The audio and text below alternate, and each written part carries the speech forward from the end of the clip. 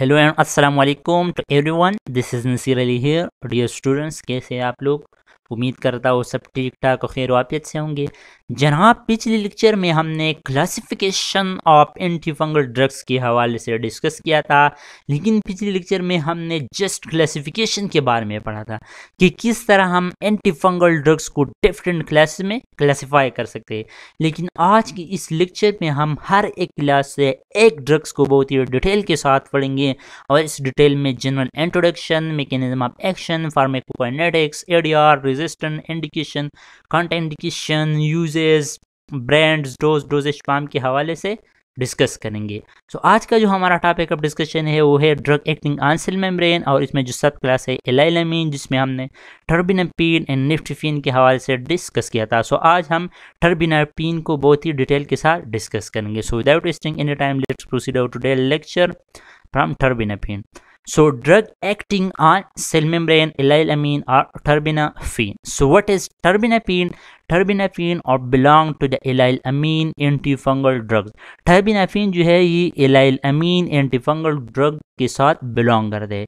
जिस तरह हमने drug acting on sale membrane के में जो हमारे पास पहला सब क्लास है एलाइलामीन, सो ये टर्बिनाफिन जो है ये इस एलाइलामीन एंटीफंगल ड्रग से बिलोंग करते हैं। And inhibitor of the squalene epoxidase enzyme which is responsible for the ergosterol synthesis। और ये टर्बिनापिन जो है ये इनहिबिटर है स्क्विलीन इपॉक्सीडेज एंजाइम की, और इस स्क्विलीन इपॉक्सीडेज एंजाइम जो है ये एर्गोस्टेरोल के सिंथेसिस के लिए रिस्पॉन्सिबल है। ये एर्गोस्टेरोल सिंथेसाइज करते हैं।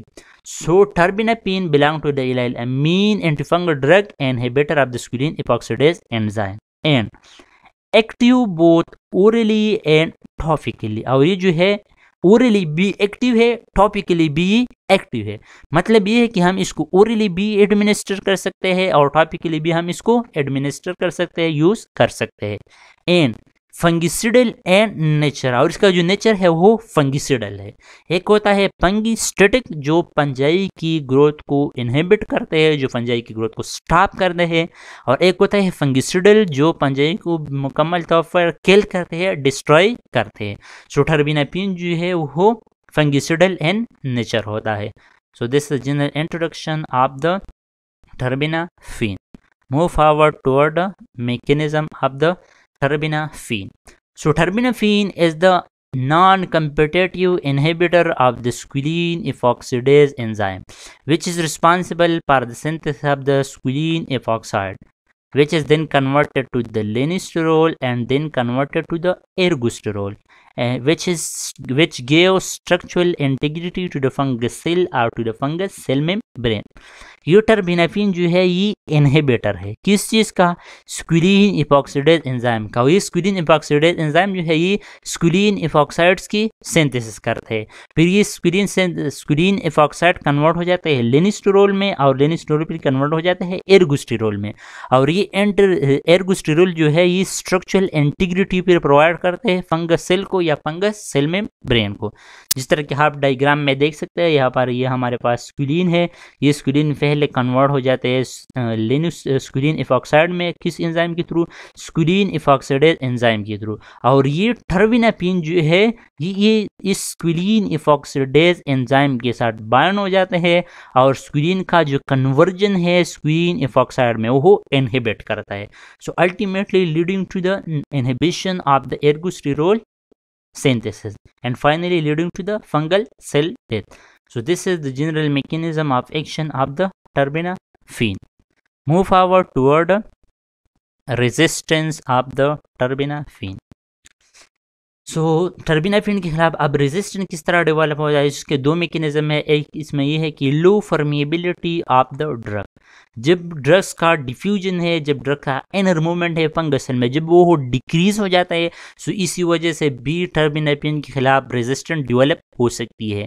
दूसरा जो मैकेनिज्म है वो है mutation in the squalene epoxidase enzyme. ये टर्बिनाफिन जो है ये स्क्विलीन इपॉक्सीडेज एंजाइम के साथ बाइंड हो जाता है और इसको इनहिबिट करते हैं। सो जब इस स्क्विलीन इपॉक्सीडेज में म्यूटेशन अगर होता है, इसमें चेंजेस वाक़ई होते हैं, सो ये leading to the resistant to the terbinafine. So इस वजह से जो है टर्बिनाफिन के खिलाफ रेजिस्टेंट डेवलप हो सकती है।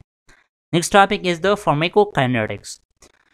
सो administer orally and topically, terbinafine जो है इसको हम ओरली भी यूज़ कर सकते हैं, टॉपिकली भी हम इसको यूज़ कर सकते हैं। The bio availability after oral administration is 40% due to the first pass metabolism और first pass effect। जब हम इसको ओरली एडमिनिस्टर करते हैं तो इसका जो बायो अवेलेबिलिटी है वो 40% तक रह जाती है या 40% तक डिक्रीज हो जाती है। किस वजह से?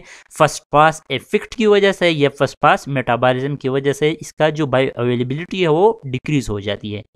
highly protein bound drug and deposit in the skin, nail and the adipose tissue।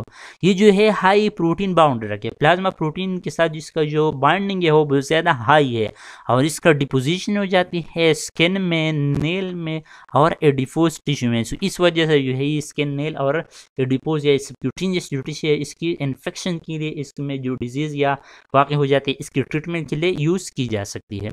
Metabolise by the liver and excreted in the urine, इसका जो मेटाबॉलिज्म है वो लीवर में वाक़ हो जाता है और इसका जो एक्सक्रीशन है वो यूरिन में इसका एक्सक्रीशन होता है। So that's all about the resistance and the pharmacokinetics of the terbinafine. Move forward toward the adverse drug reaction of the terbinafine। So terbinafine may produce gastric upset, headache, hepatic dysfunction, rashes and taste disturbance। Terbinafine की वजह से जो है gastric upset वाक़ हो जाती है, headache इसकी वजह से, सर दर्द इसकी वजह से हो सकती है, हेपेटिक डिसफंक्शन हो जाती है, रेशेस इसकी वजह से होता है कि या जो टेस्ट है वो भी डिस्टर्ब हो सकती है। This is the adverse drug reaction of the terbinafine. कंट्रा indication, अब कंट्रा इंडिकेशन का क्या मतलब है? कंट्रा इंडिकेशन का मतलब है कि वो कंडीशन जिसमें हम इस टर्बिनाफिन को यूज़ नहीं कर सकते, जिसमें जो है टर्बिनाफिन का यूज़ जो है वो प्रोहिबिटेड है, वो मना है। सो ऐसे कंडीशन में कौन कौन से है? हम इसको रेनल डिसफंक्शन में यूज़ नहीं कर सकते, वो पेशेंट जिसका जो किडनी है वो प्रॉपरली फंक्शन नहीं करते, सो इस किस्म के पेशेंट में ये कंट्रा इंडिकेटर। इसके अलावा जो हाइपर सेंसिटिव पेशेंट है उसमें भी ये टर्बिनाफिन जो है वो कंट्रा इंडिकेटेड है, मतलब है कि हम इसमें इस तरह के पेशेंट में हम इसको यूज़ नहीं कर सकते। The next topic is uses of the terbinafine. Terbinafine हम अब किस कंडीशन में, किस डिजीज़ की ट्रीटमेंट के लिए यूज़ कर सकते हैं? So use orally for the treatment of tinea capitis 250 milligram OD. Tinea capitis जो है ये एक फंगल स्कल्प इन्फेक्शन है characterize by dull patches. So हम इसके लिए जो है इस टीनिया किफाइटिस के लिए हम इसको यूज़ कर सकते हैं और इसका जो डोज है 250 मिलीग्राम जो है हम ओडी ले सकते हैं। For nail infection, nail infection के लिए भी यूज़ किया जा सकता है। पर क्यूटीनियस इन्फेक्शन, क्यूटीनियस जो लेयर है स्किन का उसके लिए भी यूज़ कर सकते हैं। काज बाई द डर्मेटोफाइट, डर्मेटोफाइट्स बन जाए जब क्यूटीनियस इन्फेक्शन काज करते हैं। सो टर्बिनाफिन हम इसकी ट्रीटमेंट के लिए यूज़ कर सकते हैं।